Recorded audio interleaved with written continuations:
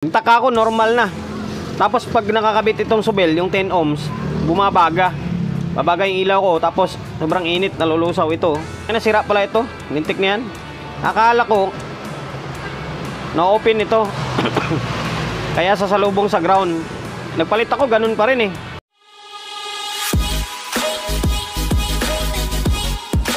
Welcome to my vlog. Yun, for today's video. At Kevlar GX7 Pro ulit. Pang ilang Kevlar na natin to. Nasimula na ng isa eh, kasunod-sunod na. Wala sana ako sa mood mag-vlog ngayon. Kaso kailangan eh. Sabihin ng iba eh, ulit-ulit na lang yung content natin. Yun nga, sabi ko, kailangan kasi kwanto eh, mga subscriber, follower natin yung nagpapagawa rito eh, gusto makita yung unit na ginagawa natin eh, kailangan gawa ng vlog. At saka siyempre pagka magkaroon tayo ng content araw-araw, yun, magpapasalamat muna tayo. Una, maraming salamat sa mga bossing natin na kahit medyo malayo-layo dito sa may shop ko eh, dumadayo para magpagawa lang ng unit nila. Maraming salamat. Yun, ito na, ang issue nito, kaya din lang sa akin ay maingay. Pagka on mo, hindi pa naka-volume is may may crackling sound or may malakas yung ugong. Ayun, para marinig natin. Ito kasi nabuksan ko na ito. Pangalan nyo Patoy, kalimutan ko pala. Sir from Tandang Sora. Taga Tandang Sora may-ari nito.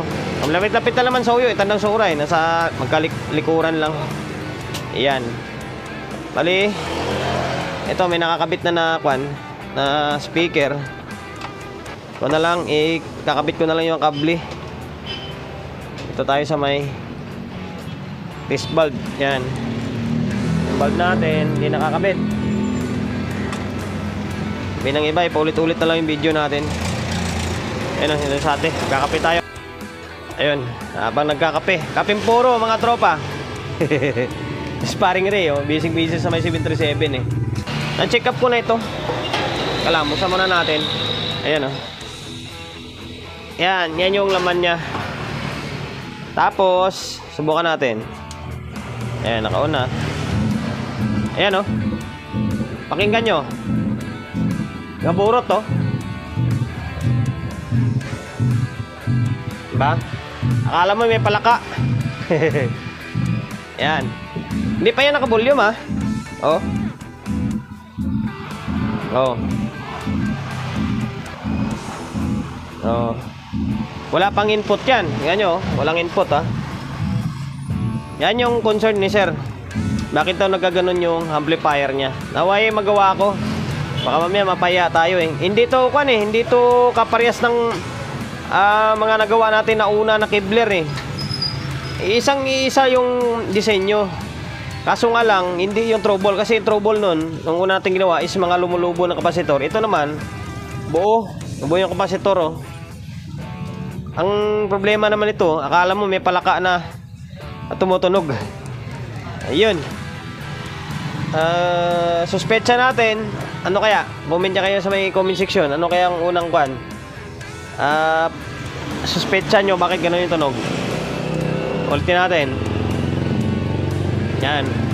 Bukan natin yung switch, ha. Wala, ayaw. Ito. Ayaw. Sa control, oh, naka-off yung control. Off lahat, ayaw. Ngayon, para malaman natin kung sira dito, tanggalin ko tong effector.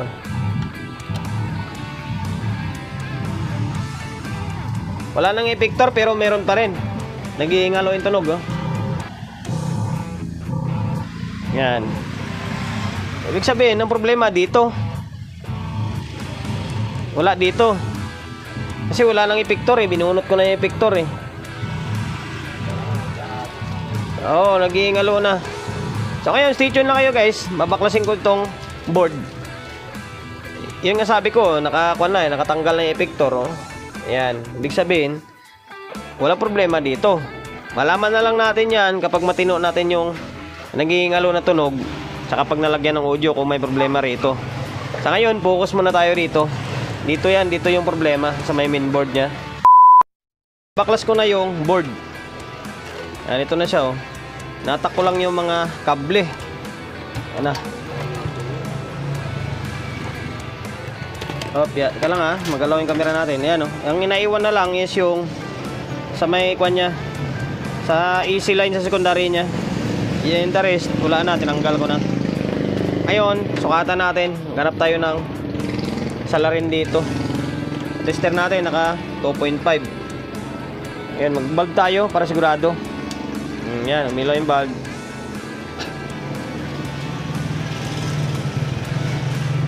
Ito tayo sa may kabila. Ito, AC to. Ito. Ground to. Ito, emitter ito ah, kabilang channel.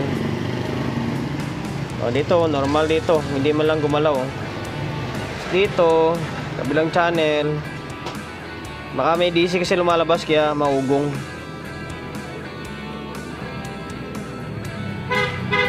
Ito emitter to eh. Ito, emitter to. Tapos, ito. Yan, ito yung may sira. Ito yung channel na to.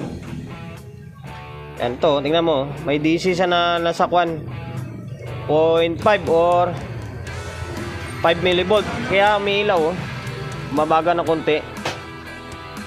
Yan. Wala pa siyang 1 volt eh. Kaya yung relay andar pa siya. Kaso nga pag ganyan, iuugong na yung speaker nyo dyan. Ayun, batayin ko muna. Hanapin natin yung salarin dyan. Ayan oh, mainit siya agad oh. Dito wala oh, dito mainit oh. Hindi normal yung bias yan, malamang tabingi yan. Pero direktahan na lang tayo. Good dito, sira dito. Dito tayo magpo-focus. Balik natin. Ayan, dito na side ito. Ayan oh. Oh, kalawang. Bago pa to, sabi ni sir nito, parang wala pa yata isang taon sa kanya ito. Ayan oh, may nakita na ko isang kalawang oh. Ayan, kalawang. Sa kanya 100k. Ngayon, maghahanap pa tayo. Baka meron pang nagtatago diyan. Sa in terms naman sa kwan, transistor, wala pa naman eh, buo pa. Wala pa naman kalawang. Ito, may malapit-lapit na rin.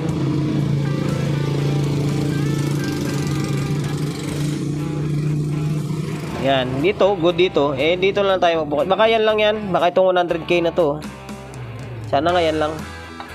Pero, buo pa oh. Sige, try ko palitan muna to guys ha. Pinaklas ko na yung itong 100k tapos yung 20k may kalawang din pala. Ang problema nung pinalitan ko, ayan, ang dalawang malaki na yung 1/2 oh. Pag check ko, may bulb, yung nang bulb, may ilaw na yung bulb. Napansin ko dito pala sa kabila, meron din oh. Ang dami na rin palang kalawang. Oh, yan oh, yan oh.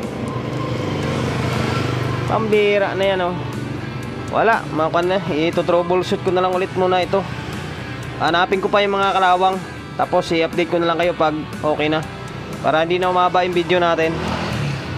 Mambira oh. Bagong-bago eh. Kinakain ng kalawang. Ano kaya ni-spray nila rito? Bakit namamayo yung kalawang dito?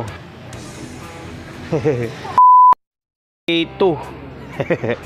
Dito na ang Kevlar GX7 Pro natin. Ginabi kasi kami kagabi ni paring Ray. Kaya sabi ko pag sa bukas na to kasi lalong lumaki yung problema, lintik na to. Nung una may DC out lang, tapos tinanggal ko yung mga kinakalawang. Yan o. Ang dami ko pinapapalitan, halos lahat ng mga kinalawang pinambunot ko dito sa kabilang side and then sa may kabilang side. Ang problema, pag on ko, ganun pa rin, bumabaga pa rin itong bulb natin. Kaya sabi ko, na-check ko na lahat ng mga transistor na maliliit. Wala naman ako nakitang sira. Sabi ko baka may mga leak nitong output. Kaso, chinik ko, wala naman. Ang bihira naman yan, oh. Tapos, bumabaga itong ano, sobrang init itong 10 ohms kapag may output. Sabi ko, ano bang kwan ito? Problema ng lintik na to. Ngayon, ito yung susuyurin ko ulit kung alin yung pinakasani niya. Kasi nung tinanggal ko itong output, tapos pag switch on ko, is normal naman yung bias niya. Ewan ko ba? Kung anong kwan ito. Pati ako nagugulan. Wala pa naman ako sa mood mag-vlog sana. So ngayon, stay tuned muna kayo. Hanapin ko muna yung salarin nito and then sasabihin ko na lang sa inyo kung ano yung nagiging issue. Ito, pang 100 na araw. 100 days. 100 days na kalipas. Putik na yan. Ito, ginamit ko na yung may wagang pang testing ko rito. O pang troubleshoot ko. Ayaw gumana dyan eh. Ayaw makisama dyan eh. Lipat natin dito. Yan naman yung pinagagawa ko. Sabihin nyo, yun napakahina natin. Mahina naman talaga tayo eh. Yan, nagpuputol nga ako kasi para malaman ko kung alin yung may problema. Yan. Tapos, okay na, wala nang DC to eh. Nagpalit na ako ng mga transistor na maliliit. Naibalik ko na yung board. Tapos na yung walang kwentang vlog natin tungkol dito. Ito na si Paring Ray. Ito si Busing. Ay, ayun ni Busing. Nahiya. May dadagdag ko pala guys. Tinanggal ko yung kasi nagtaka ko normal na. Tapos pag nakakabit itong subel, yung 10 ohms, bumabaga. Babaga yung ilaw ko. Tapos sobrang init, nalulusaw ito. Sira pala ito. Lintik na yan. Akala ko na-open ito. Kaya sasalubong sa ground. Nagpalit ako, ganun pa rin eh. Ngayon sabi ko, duda ako. Pag tinister mo ito, buo to. Buo ito. Pag tinister mo dyan, oh. Kaya ginawa ko, sabi ko, actual na lang palit. Pagpalit ko, naging okay na.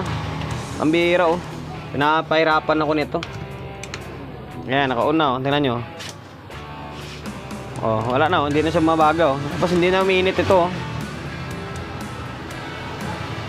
Siguro na bumaba na yung kwan ito, baka nasa 1 ohm na lang ito. Pero tinister mo, parang 10 ohms din. Hindi ko alam kung ano pina-eksaktong nangyari sa lintik na to.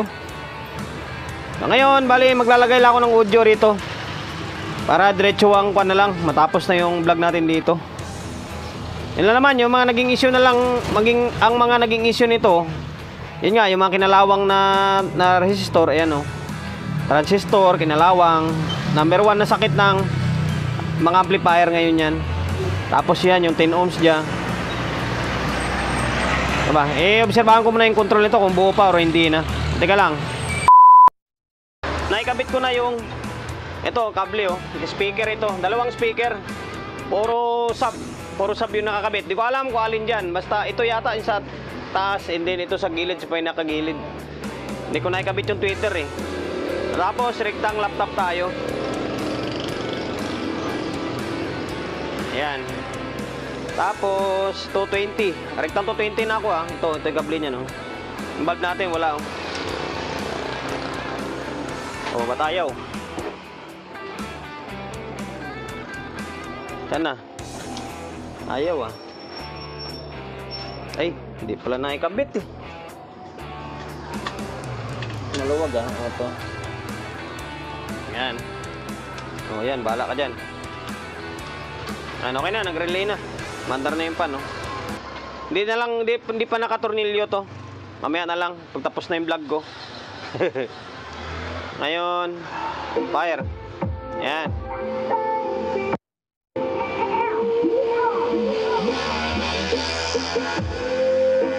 Sa master volume niya, okay pa naman eh.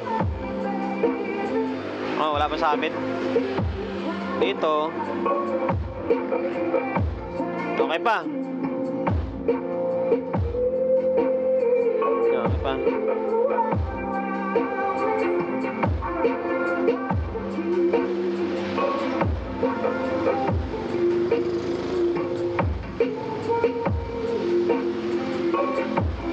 Okay pa naman.